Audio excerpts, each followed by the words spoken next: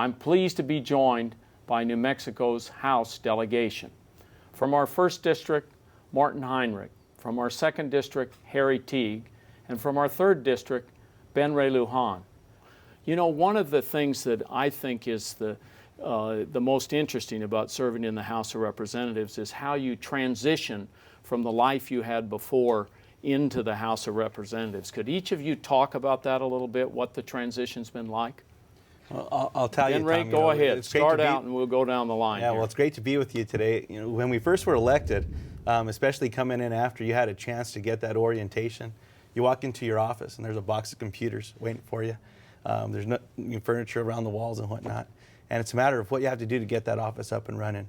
So that way you're able to get back home and work with your constituents. But, you know, being able to travel back and forth and learning how to navigate those airports a little bit so that way you can get to the constituents has been fun. But for the most part, with yourselves, with Senator Udall and Senator Brigham and Martin and Harry, I'll tell you, having that kind of support from our delegation in New Mexico and from other members across the country has really been great as far as helping us really ease right into this. There's a lot of work to do, and it's been tough. But I'll tell you, having the support of our friends and our colleagues has made a world of difference for myself. Harry, transition, thoughts? Yeah, well, again, thanks for having us here. You know, I think it's good that you let us be here with the inaugural show. I think it was kind of hectic switching from the lifestyle of southern New Mexico to the hectic pace of Washington, D.C., and the transportation is a little different here in D.C. than it is in New Mexico with the metro system, which we didn't have in Hobbs. But it's very exciting as you learn how things work. As Ben said, to set up the office and you know get everything to where that you can use it and know what's going on, and be working with legislation that you know benefits and helps affects all people.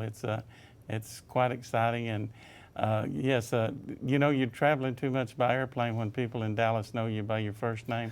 But yeah, going back to New Mexico almost every weekend, you do get familiar with people in strange places like DFW. Yeah, I think I'm still transitioning. I mean, getting used to it, and I see all of you guys in the airports, and whether it's BWI or Dulles or back home in Albuquerque, keeping this sort of lifestyle of moving back and forth once a week. It really is challenging, just changing time zones twice a week and spending all that time in an airplane and trying to make it productive so that when you hit the ground in Albuquerque, you're on top of the things that are going on back home. The thing that I've found that's been really helpful is having the delegation support and having great staff. And just making sure you spend some time back home with your family to recharge your batteries. Those are the things that I've sort of learned over the last year really matter. Well, one of the things is, as you know, is when you move down the road doing this, you have bumps in the road, you have things that are rewarding, you have things that are very unpredictable. Do you want to talk about any of those kinds of things that have come up? Harry, why don't you start, and then we'll go to Martin and then Ray. Yeah, I mean, I'm kind of like Martin said. You know, I walked around the first few weeks up here with my chin on my chest, just in amazement at where we were at and what we were doing. But you know, as we get an opportunity to work on some legislation that, like I said earlier, actually affects people's life and makes a difference for them, you know, like immediately after we got up here, you know, we got to work for and vote on the S-chips so that the kids have the ability to go to the doctor, and the Lilly Ledbetter Fair Pay Act. You know, to think that you know it's the 111th Congress and we get to vote on women having the same pay as men if they do the same job. So yeah, I mean, also as Martin said, you know, I mean, it continues to amaze me. There's something new every day, and hopefully that will continue for a long time. But yeah, you know, when you get to working and with your staff and with your fellow members, and I mean, I'm very blessed to be here with Ben and Martin because we have a lot of good times together visiting on the floor. We've been very helpful with each other. But yeah, it's exciting when you get to doing things that actually make a difference in people's lives. Martin? You know, I came here from the city council, and one of the things that surprised me was I was used to constituent work and used to the policy side of things, but I didn't really realize, especially at the constituent level, how much of when you can help somebody who's in a bind cut through all that red tape, how incredibly grateful people are. Whether it's helping somebody with their VA benefits, or I had a constituent who Medicare had decided that she was deceased, and when she spoke to me, she seemed very much alive. And you know, when you can intervene and say, you know, somebody's made a horrible mistake here and get it fixed, people are so incredibly grateful for that. And that's been something that sort of caught me by surprise and is really very gratifying. When you hit a home run with those, Yeah. I think that individual and their family never forget about it. Yeah. There's just no doubt. Ben Ray, any Well, you're absolutely right. You know, when you talk about constituent services and working with people back home, there's nothing more gratifying than being able to help them out, to do something that they've been having a little bit of trouble with, to be able to make their lives a little bit better, to help them back home. That's really what this is all about. And to be able to work with Martin and Harry, I'll tell you, on big pieces of legislation, that may not be so big to the rest of the country, but that sure make a difference back home, really mean the world of difference to all that we do, and that's been great. I served in the House, and one of the favorite committees that I had was what was called Natural Resources, or in my dad's day they called it the House Interior Committee. Why don't you each tell us what's your favorite committee, or the committee that you spend the most time on, and what you're working on in that committee? Yeah, you know, I mean, both of my committees, Transportation and Infrastructure, is very interesting because, you know, my district's so huge and we have so many roads and need so much help there. And I've been in Martin and Ben's district. Theirs are fine. They don't need any roads or anything. Careful there. But really, you know, the things that I've been, when I got elected, I wanted to be on the Veterans Affairs Committee because I think that our country is the wonderful country that it is because of our veterans more than any single thing. And it seems like so many times that they don't get the things that they have earned, you know. And so to get to work with them, the first time that there's ever been a congressman from my district to serve on the Veterans Affairs Committee, to be concerned for them, that's the most fulfilling committee that I have.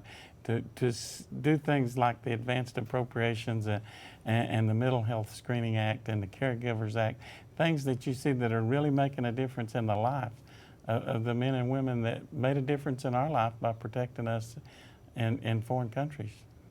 Martin? You know, I really enjoy natural resources. It's before I came to Congress, I was working as a natural resources trustee for the state.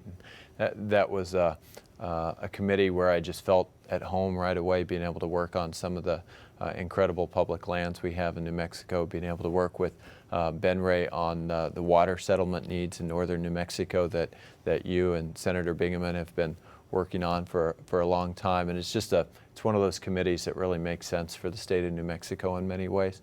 But I also really enjoy armed services, and that's been, you know, I started out of college working out at Kirtland Air Force Base, and now I'm able to come full circle and see the incredible things that our military does to make sure we're secure in this nation. Has been I really enjoy that. It's new and it's fresh and it's different, and so I've had a great time on armed services as well.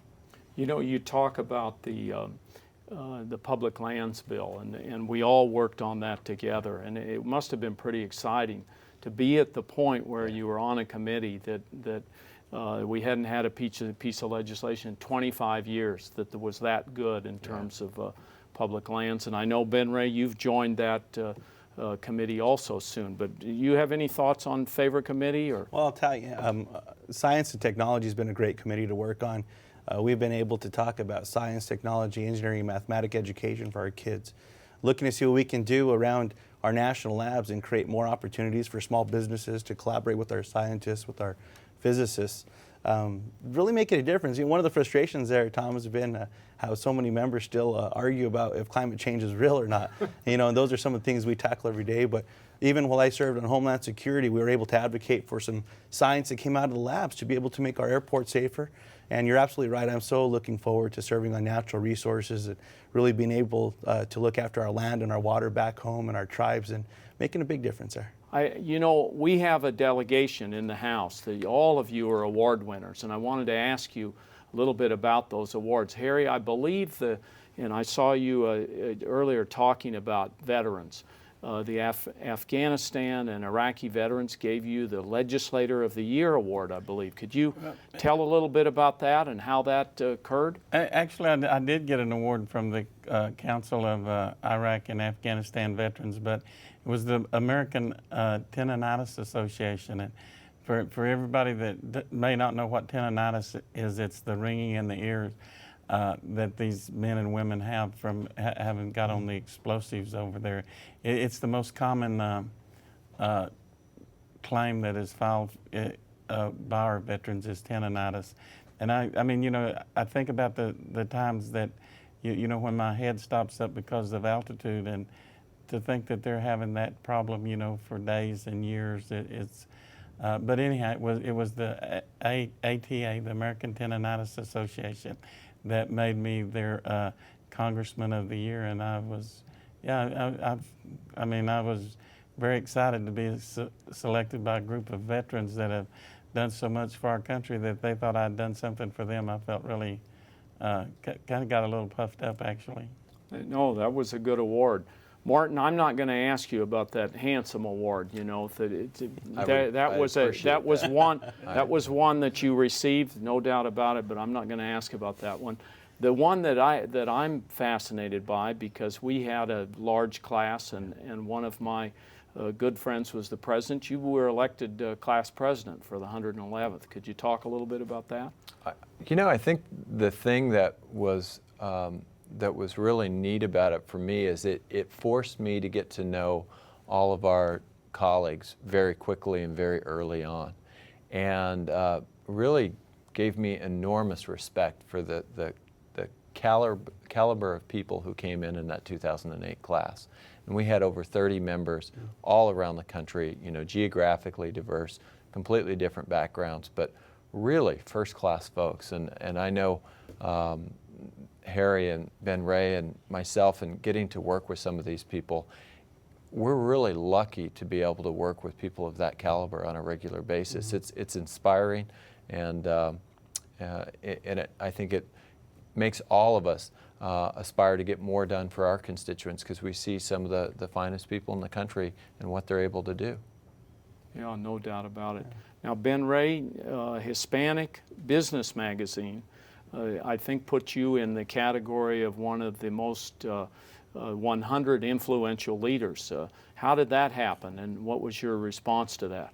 Well, you know, Tom, it's always an honor to be recognized by your peers for doing things, but you know, it's just a matter of everyone doing what our jobs are, advocating for veterans, being able to make a difference when it comes to being a leader for our new class, making sure that the Hispanic community, Latino community across the country is going to be there when it comes to solving our energy problems and advancing the green economy. Those are things that we've all been doing, and it's great to know that other people are taking notice. But I'll tell you, job number one for all of us is making sure we're getting things done for New Mexico, and that's where we have such a great team that we've been able to do some things back home. You know, when you mention getting things done for New Mexico, I've watched each of you in this first term, and all of you, I think, are very hardworking. You take the task, whatever it is, and put the energy into it. The committees you serve on cover all of New Mexico. We've talked a little bit about those committees today, so I'm very honored to be serving with you. I wish you the best in future endeavors, and I know that every day each of you is going to be working hard to make sure that New Mexico is well represented in the U.S. House of Representatives. Thank you for joining me today. Thank you, Tom. Thank you so much. Thank you. Thank you.